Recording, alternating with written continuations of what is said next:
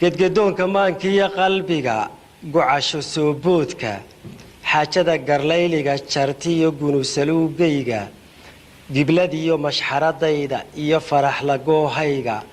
gandoodkayga taahayga iyo gooba xararhkayga gurmadkiyo haloosiga taxmiyo guluf alooskayga gama'li'ida reenkayga iyo jiifgalgaladkayga goobyaalka cagajiidka iyo meelka gabargaalka gucle orodka seeraarka iyo geelandirirkayga waa wax iswada diidan gucle orodka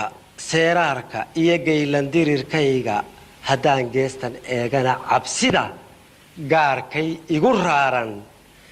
gabranaanta qoolaaliga iyo malagorfayntayda gadoobnaanta yeelkayga iyo kala gantoobnaanta qalabkan ku dagaalamayay sida uu kala dhiman yahay wixii gantooban ama gadoobani waa wixii aan dhammayn ee waaxi maqan tahay gadoobnaanta yeelkuna waxaa la yidhahdaa waxaan berigii hore inta xoolaa lagu waraabiyaa la odhan jiray yeelka wadaanta qabaalka haddii ilaahay ka dhigo maaragtay qalabka wax lagu waraabiyo ayaa waxaa la isku yidhaahdaa yeel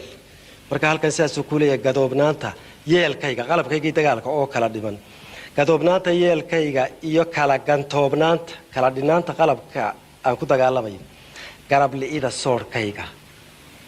garabli'ida soorhkayga iyo gooninimadayda ummaddii unbaa la kala qaybshay waayo waxba heshiiskumay ahayn qolo waliba mar bay iska soo dhaqaaqday